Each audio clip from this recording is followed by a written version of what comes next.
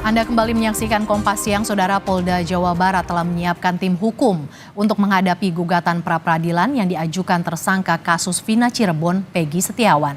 Polda Jabar juga menyiapkan sejumlah bukti yang akan dibawa ke meja hijau.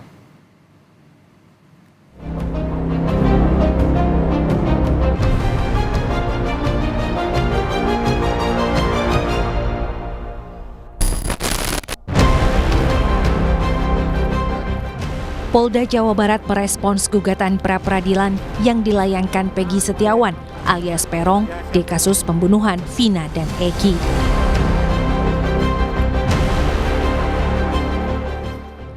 Kapolda Jabar Irjen Ahmad Wiyagus memerintahkan jajarannya untuk membentuk tim hukum guna menghadapi gugatan tersebut.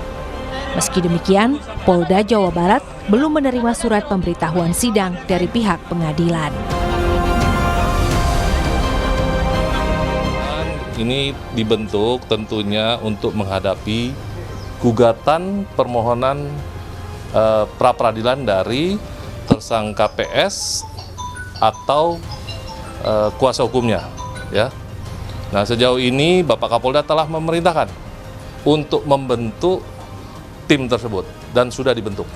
Tentu kami akan menyiapkan terkait gugatan permohonan pra-peradilan yang dilakukan. Tapi sampai saat ini, ya sampai siang hari tadi, kami dari Polda Jabar belum menerima rilas panggilan dari pengadilan. Sementara itu, kuasa hukum Peggy Setiawan memastikan sidang pra-peradilan bakal digelar 24 Juni di Pengadilan Negeri Bandung. Pihak pengacara berharap hasil pra-peradilan dapat mengungkap fakta terkait penangkapan kliennya Peggy Setiawan. Insya Allah dimulai tanggal 24. Jadi pra-peradilan dimulai tanggal 24 oleh di PN Bandung. Oleh karena itu kami tetap menghimbau kepada rekan-rekan dari media ikuti terus dan dorong doa, ya, bantu kami untuk mencari fakta-fakta yang sebenarnya, ya, agar klien kami terbebas dari tuduhan yang menurut kami betul-betul sangat tidak berdasar. Di sisi lain, tes poligraf atau uji kebohongan yang sedianya dijalani Peggy Rabu kemarin batal dilakukan. Peggy justru menjalani berita acara pemeriksaan tambahan di Polda Jawa Barat. Hal itu pun mengundang kecurigaan kuasa hukum Peggy. Terlebih, undangan pemeriksaan tambahan ini hanya berupa pesan singkat, bukan undangan resmi dengan kop surat dan stempel Polda. Hanya dikasih tahu bahwa hari ini ada pemeriksaan tambahan buat Peggy, mungkin BAP tambahan, juga tahu, tapi kan tetap harus didampingi karena memang ini perkaranya harus diapit dengan hati-hati. Ya pastilah, kita namanya juga pengacara, ya pasti kan pengacara harus lebih waspada, hati-hati. Ini ada apa dadakan sebegini ini, kalau kita misalnya tidak mendampingi juga khawatir. Kalau misalnya kita membiarkan Peggy diperiksa tanpa pendampingan, tanpa adanya kuasa hukum, kan kita juga khawatir.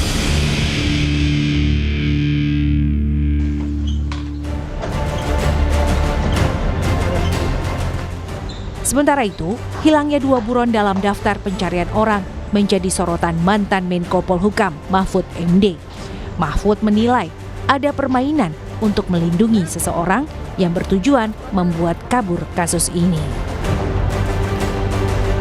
Ada permainan untuk melindungi seseorang atau mendapat bayaran dari seseorang untuk mengaburkan kasus, itu sudah sebenarnya sebuah permainan yang jahat. Nah, saya cenderung ini lebih dari unprofesional. Ya, ada permainan. Yang 2 orang yang buron ini kok sekarang dibilang dulu salah sebut. Mana ada orang sudah nyelidiki lama kok salah sebut ketika sebegitu profesional harusnya tiba-tiba alasannya gitu. Salah sebut. Sehingga lalu dianggap tidak ada tuh, hanya satu, hanya Peggy itu pun diragukan. Ini tingkat polisinya nih tidak benar. Bukan soal ini kejahatan. Menteri Hukum dan HAM Yasona Lauli menegaskan, polisi harus membongkar tuntas kasus Vina Cirebon agar asumsi liar yang beredar di masyarakat tidak terus bermunculan.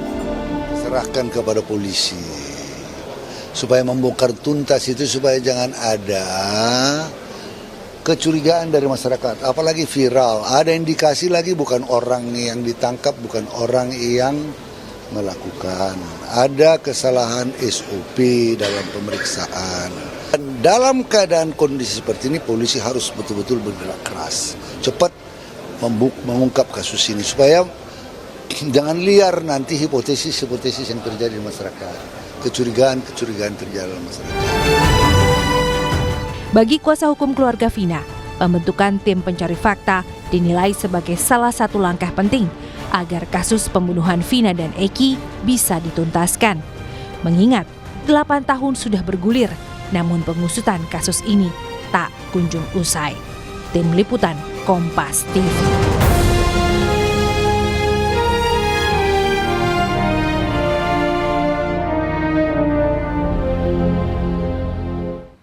Saudara, seperti apa informasi terakhir soal pengungkapan kasus Vina? Kita tanyakan langsung kepada jurnalis Kompas TV, Fida Alatas di Bandung, Jawa Barat. Fida, jelang sidang gugatan pra-peradilan yang akan digelar 24 Juni, apa saja yang telah disiapkan oleh pihak Peggy Setiawan, Fida?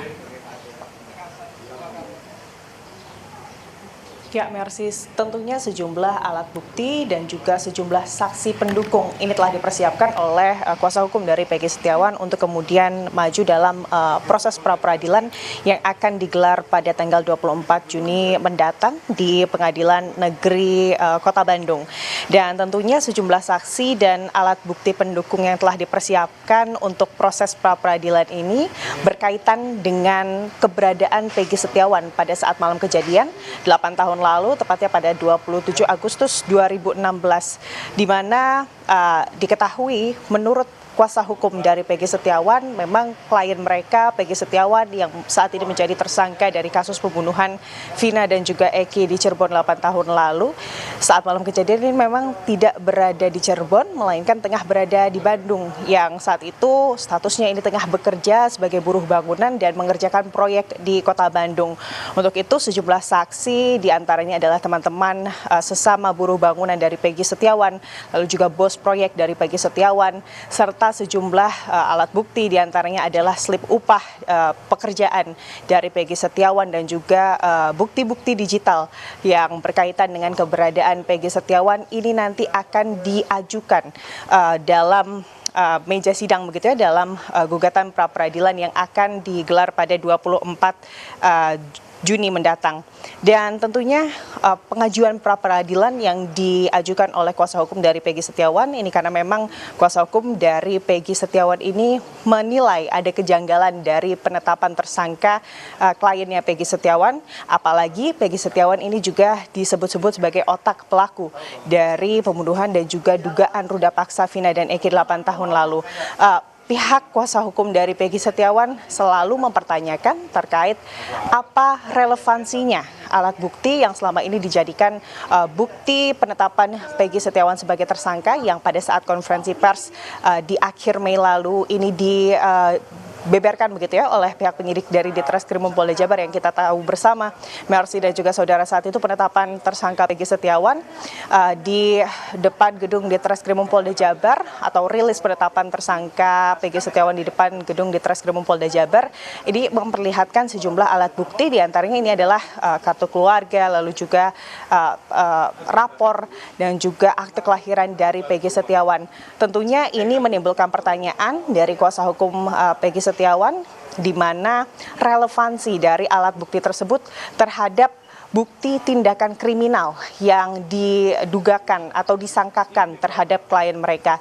Itulah nanti yang diharapkan dapat dibuka begitu ya di dalam pra-peradilan sehingga kasus ini menemukan titik terang dalam penyelesaiannya. Dan tentunya Mercy dan juga saudara, pihak Polda Jabar ini juga telah membentuk tim hukum untuk kemudian maju juga dalam pra-peradilan menghadapi kuasa hukum dari Peggy Setiawan. Dan tentunya kita akan menunggu nanti seperti apa proses dalam sidang pra-peradilan yang akan dilakukan atau digelar pada 24 Juni mendatang, Mercy.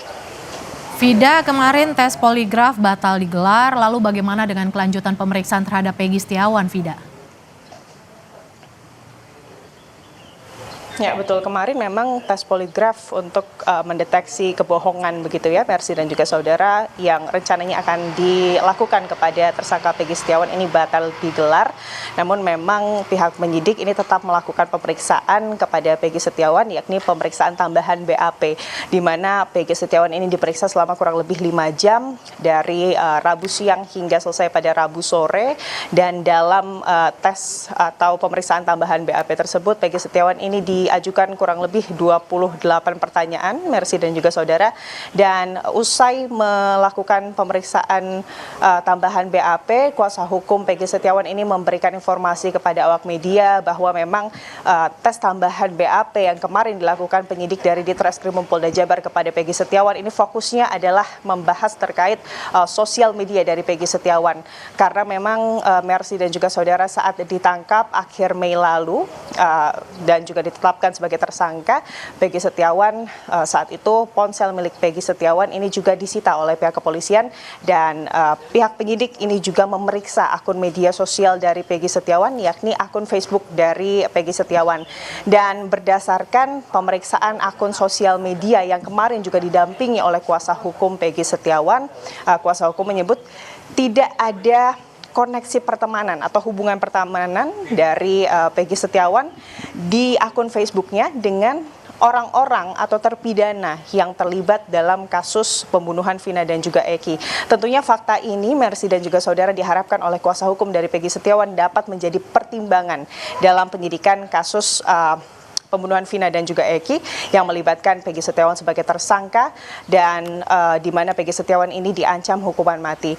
Dan Mercy dan juga saudara, memang pihak penyidik dari Ditreskrim Polda Jabar ini terus mengumpulkan sejumlah bukti dan juga berkas perkara atas kasus ini.